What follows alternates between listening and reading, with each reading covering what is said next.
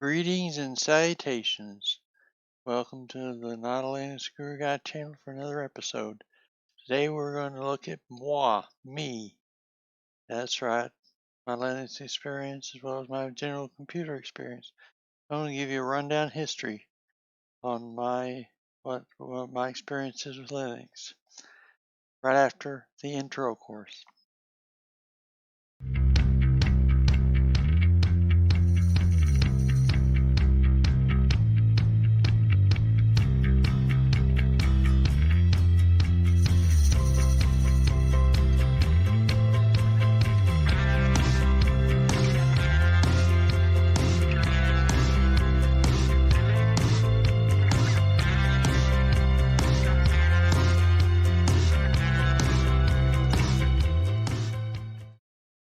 Howdy, welcome back. Yeah, we have today we're going to look at my experience with Linux. And before we do, I'll explain my fuzziness here. I grow my beard back. Don't tell my wife. Surprise. Christmas surprise. Opposite way it used to be. Anyway, that's a long story. Yeah. So I just wanted to let you know what my daily driver is right now. It's Debian with KDE Desktop. And something else I'm going to do in the future episode, probably next one, is look at KDE versus Cinnamon. And I've had experience with both now. I'm going to give you the rundown on it, how they compare with each other. So stay tuned for that. Anyway, today I wanted to look at my computer experience and my Linux experience. I started my computer experience back, I first touched a computer back on my mom's old K-Pro, portable computer she used to have. Put portable in quotes there. It wasn't anything you'd want to carry around much, a big old luggy suitcase-like thing. It's heavy, and you unhook the lid off the top, lay it down, there's a keyboard in there, a little screen about yay big, white green screen, and had CP/M on it. If you know what CP/M is, then you are a true Linux guru guy. And so, yeah, it's a precursor to DOS, although DOS didn't come directly from it, but yeah, it's kind of like it's similar to DOS some ways and other ways not. Anyway, that's all old school talk there. Yeah, so that was my first experience with a computer. And then in the 80s, I just kind of grew into it a bit. First, I had a computer friend who had a nice desktop computer, probably one of the early ones in the early 80s, like 83, 84, somewhere in there. So it had to be pretty early that he had it. Went over there and played Flight Simulator on his computer frequently. Yeah, Greg Hollenberg was his name. Anyway, yeah. So we did that, and then my mom bought me around 1984, somewhere in that vicinity, a TI 99 4A computer. Computer, again in quotes, because it was also a console. That's pretty much what it was, console, gaming console. You could slide games into it. But it also had a keyboard, and you could also program in BASIC, TI Basic. That's how I learned TI Basic programming on that computer.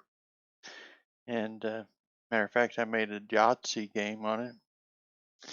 And to let you know how slow this thing was, there's like 4 hertz of computing power there in the CPU. And they had 16 kilobytes of memory, RAM memory data on it. Yeah, I think the Yahtzee game pretty much filled that up. And whenever I'd hit to register a long straight, I had a 5-string loop that I went through, that it would go through to figure out whether I actually had a straight and so it could award me the points or not. And I hit that and I go get a cup of coffee or bathroom or break or whatever, come back, because it took that long for it to process, because all those loop iterations, 5 of them, just said, yep, it's not a real straight. And yeah, so it always took a long time to go through those straights. Then in the 80s, 1980s, late 1980s, I started working for a company called GSI Measurement. It's a gas measurement company. And I ended up doing programming and working on IT computers there. That's my first computer job, actually, straight out the box. And enough basic that I could make my way around in the basic programs that they created, trace all the variables out and figure out what did what and what, because he didn't document nothing in that stuff. The guy that created those programs. So yeah, and yeah, I went. That is my first computer job. It was on a digital RS11 or something like RT11. I can't remember which one it was. I think it's RS11. Mini frame digital computer, and it was a pretty nice setup. And yeah, so that was my initial computer experience. 80s and 90s. I got my first 1990 around there. I got my first actual computer, real desktop deal there. It had 20 megabytes of data on it. And I went, wow, because it's so much bigger than what I had with the old TI-994A. And so I had a good computer there, and I filled it up pretty quick when I installed K WordPerfect uh, Office Suite on it, and in one fell swoop it sucked up 15 megs of the data. I got 5 megs left. So yeah, I thought I had a lot of power, but I didn't. So yeah, and that was a computer I worked on for a while. I had MS-DOS on it, and that was out. I was really familiar with MS-DOS. I got really good at it. I could the digital command language on the old digital computer was much more flexible than any digital. I mean, any other language that I've worked with that was kind of operating system language like that. And I can make it do backflips and all sorts of stuff. Run program after program with data input automatically and stuff like that. Trying to figure out how to do that in DOS was like backwards. I expected DOS to be ahead of the game. It wasn't. Matter of fact, even though as flexible as Bash is, the digital command language still beat it back in the 80s. So that I got real familiar with doing this also. So comfortable with that I put off getting Windows, computer with Windows on it, because I didn't really want Windows. I didn't want all that GUI stuff on there, GUI stuff, GUI. Yeah, so I I ended up though eventually getting a laptop, my first laptop, with Windows 3.11 on it. Learned it and got good at that too. And good enough when I got my first job as a bookkeeper, which I was for the majority of my career. I also did IT for the guy, setting up his little network in his bookstore. And I did programming and things like that and basic for him, so I could make his data do backflips for him, stuff like that. And then it's ironic, but every job I had after that seemed like every bookkeeping job I had, I did IT as well. Even ones when I started going in without IT, I thought the last job I had was going to be, I was just going to do bookkeeping and that was it. But it turned into an IT job when the IT guy quit, and I ended up with a job. So I've done IT from about 1996 through about 2011. I did IT for companies and various ones, cities, I put up websites, did PHP programming, that kind of thing. Matter of fact, I still have some PHP programmed stuff, websites that I put up that are basically done with PHP. So yeah. Yeah, and if you see me close my eyes every once in a while, that's due to my eye surgery. For some reason, my eyes tend to close and I have to force them open. So yeah, that was my experience with computers in general. Now, about the time when I ended my job there, because I used QuickBooks a lot, and back in around 2003 or so, I decided to try Debian. You know anything about computers back then? It was like the difference between night and day and it is now. But yeah, I got CDs because back then I had a modem, and it would take forever to download that over a modem. Forever, like 3 or 4 days of constant being on the modem, all that stuff. You wouldn't want to do that, so I got CDs and tried to install it, and it got caught in a loop, and I tried to put Xterminal on it. Got caught in a loop. It go to a big Xterminal. I couldn't get it to do anything, so I shut it down and boot back up and boot back up into it without. I couldn't do anything, so I ditched the whole thing. Said, forget it. I'm not ready for this yet. So I probably wasn't, because I didn't know what to do. I didn't know anything about Linux commands or terminal commands or nothing of that stuff yet. You know, I had experience with MS-DOS, and there's a few things that are similar on it, but not the same. Yeah, so I had that, and then some point somewhere through there, I installed Ubuntu on my computer, on a computer, not my main computer. It wasn't my daily driver by no means at that point yet, but I installed Ubuntu on a computer. The only problem was is that I used QuickBooks as a bookkeeper when I was working. So when 2011 came along, and QuickBooks does not work on any Linux system I'm aware of. Can't get it to work in Wine or nothing. Now it would have been an option if I'd known about it back then, and my computer was robust enough to handle it, but even that wasn't going to work for me at that point. But so what I ended up doing was, when I stopped working as bookkeeper, I no longer needed to mess with QuickBooks that much, I switched over to Linux. By then I installed Ubuntu a time or two on my computer, and I liked it, and I wanted to see if I could make Linux do everything I wanted it to do. Kind of my experiment for 2011, 2012. It took me about that long to get it all set up the way I liked it. But my first Linux system was El Ubuntu system, partly because I had a low memory computer, that kind of thing, laptop, and I heard that it was good for that, so I put it on there. And I figured it out, and I got things set up the way I liked, pretty much, and took several months to get it there, but it finally got it there. Now I can get one set up within the day. I like things to be usually, but yeah, it worked. And it was, even back then, it was a little rough because it's like, to figure the date out. You can just click and go do all the GUI stuff to switch AM to PM and all that stuff. Real simple. No, you had to click. You had to put a special code. If you ever seen it, uh, for your date stuff.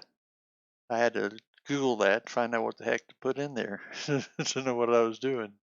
So that's one good thing about Linux. So more than majority of the time, if you have a question, you just Google it and you answer. Somebody's answered it somewhere on the web. There's been a few times where I haven't been able to find an answer. For those, sometimes you can log into forum and do it, but I haven't even done that. I just figured it out on my own, usually. I could tell some stories, which I'm not going to right now because it'd take up too much time. But anyway, yeah. So I started using El Ubuntu. I used that for a long time, about 5, 6 years or so, till about 2017. And then in January 2017, I decided to try Xubuntu, because it was also supposed to be good for low systems, and I decided to give it a shot. So I gave it a shot, liked it a lot, because it XFace XFCE desktop environment was much more professional, looked more like what I was used to coming out of Windows, that kind of thing. So I liked it a lot and started using that for my daily driver. And then last year, 2018, I think it was, don't know, it wouldn't be last year, but 2 years ago is when I switched over to Linux Mint. And I loved it. I loved it not only because of Linux Mint itself, but the Cinnamon desktop especially, because it was intuitive. You could easily find what you needed and change settings, and I got to where I get around it pretty easy. And every other one I tried seemed like either they didn't have quite the configurability settings that I'd want, or it was so complicated or non-intuitive that I couldn't figure it out very well. So I give up on it. Yeah, so but I like Linux Mint a whole lot, and that was my daily driver for the next year or two. And till 2000 this year, when I started cranking away on all these other distros, installing them on my computers, and I had this other laptop over here that I got at the beginning of this year that I could install whatever I wanted on it. Family used it, and I had it in here. I mentioned this before in previous videos, and then I got, of course, my virtual. I got this new computer at some point. I think it was in 2018 when I got this HP laptop. So this is about it's 9 to 2 years old computer, getting out of date almost. Time for a new computer. Yeah. So yeah, and then I had been installing all those desktops and stuff on these computers and on my virtual machines, and I decided, well, if I'm going to be doing all this stuff and installing, testing out, and trying, I might as well start making videos about this stuff, Plus, any tips or tricks I wanted to be able to have it documented, so I could easily find out, what I did before, it worked. So I started making videos this year. And then I had a problem, as I documented in an earlier video. I tried installing Debian on it and Sparky Linux. I tried to install that in my daily driver. I thought I'll give it a shot because I liked it. I liked the idea of it anyway. But it had some update issues and problems, and I couldn't update the machine and that kind of stuff. So I said I'm going to have to do a different system after some research investigation. And then I tried to install Debian, but I ran into another problem with the Wi-Fi drivers being non-free. I thought that meant I had to shovel out some money for it, but that wasn't the case actually. Figured that later. Now I can install Debian just fine on it, but yeah. So and lately, so I installed Debian on it. Then I tried to install Debian on it after Sparky, and I installed Linux Mint Debian Edition. Made that my daily driver for a while. Then I tried to install something else on there. What was it? Another desktop environment. Anyway, that didn't work out too well for some reason. So then I bitched that and I went over to Debian, installed it, and I've been on that since for the last month or two. It works pretty well, and I've got it set up on a KDE Plasma desktop. You want to see it? Yeah. You want to see? it? I'll show it to you. All right, there's my desktop, KDE Plasma. I got it with the cascading menus I've showed you before. So which I prefer the cascading menu to the default one quite a bit. And yeah, and I got all these programs I've installed on it. And I got desktop I like. Yeah, it's Nebula's Nebula theme. I got this Nebula and the other one on the other screen that you can't see. So pretty sweet, huh? Anyway, that's what I got. And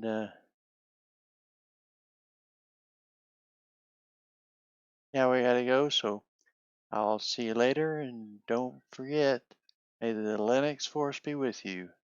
Bye.